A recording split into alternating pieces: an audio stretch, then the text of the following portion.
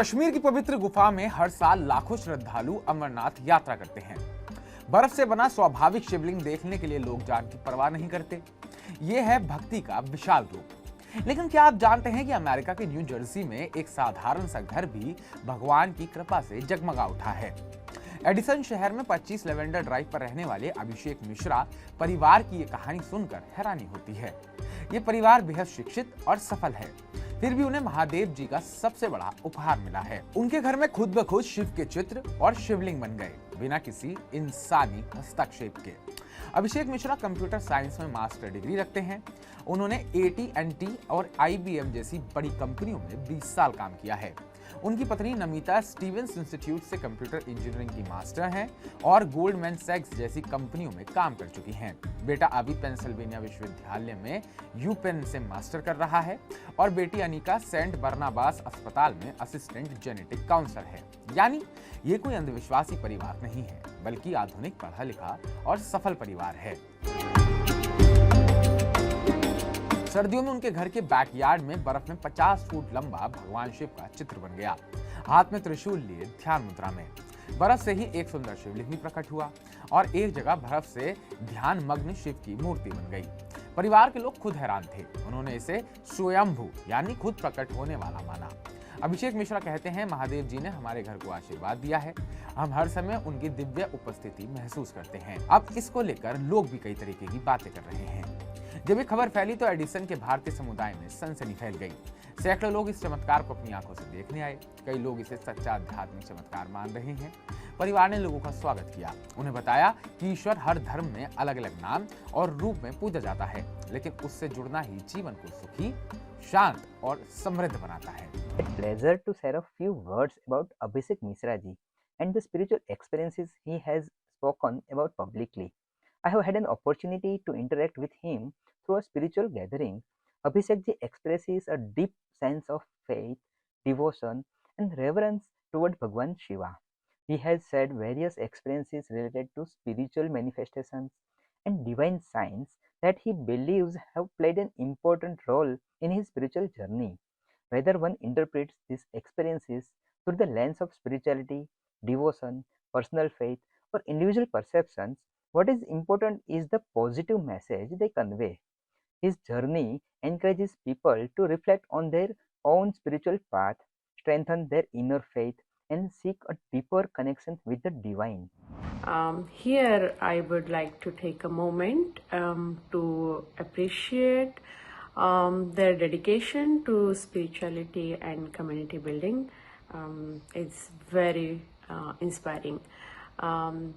Through the various spiritual programs, actually, he organizes at his home. He creates welcoming space where people from different backgrounds can come together, connect and grow.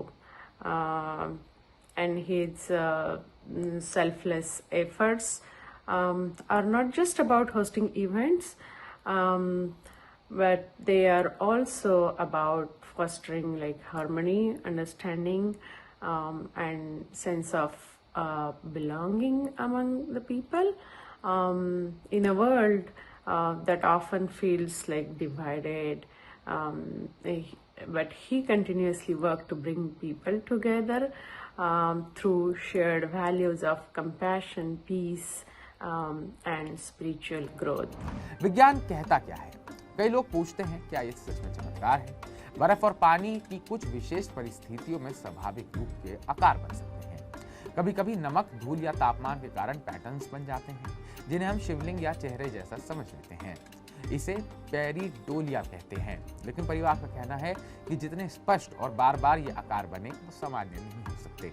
चाहे आप इसे विज्ञान की then माने या भगवान की कृपा, एक बात तय है, इसने परिवार की आस्था को और मजबूत कर दिया है।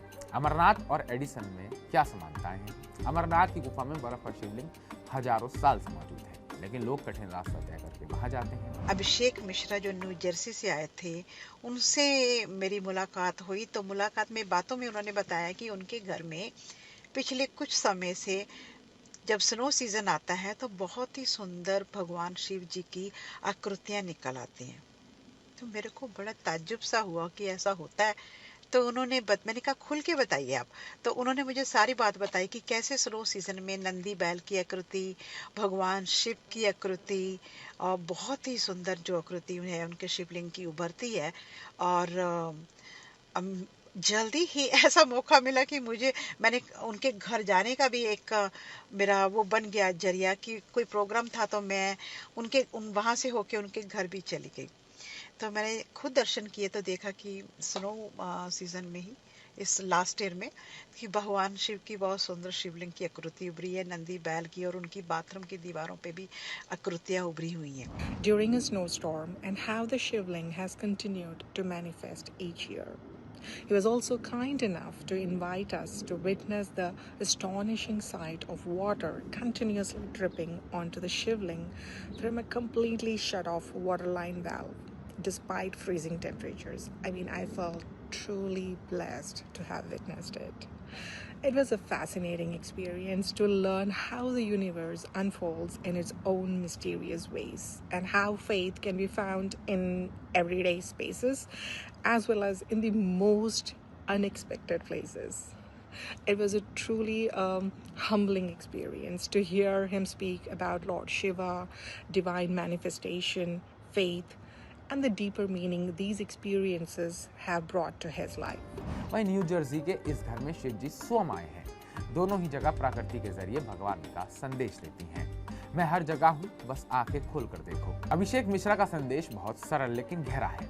चाहे आप हिंदू हो, मुस्लिम, ईसाई या कोई भी, एक दिव्य शक्ति जो पूरी दुनिया को चलाती है, उससे जुड़िए, सकारात्मक रहिए, सही काम कीजिए, जीवन अपने आप सुंदर हो जाएगा। आज की भागदौड़ भरे जीवन में ऐसी कहानियां हमें याद दिलाती हैं कि विज्ञान और आस्था साथ साथ चल सकते हैं। एक तरफ तकनीक, सफलता और आधुनिक जीवन, तो दूसरी तरफ सच्ची भक्ति। आप क्या सोचते हैं? या प्रकृति कभी कभी हमें चमत्कार दिखाती है, या ये सिर्फ संयोग है?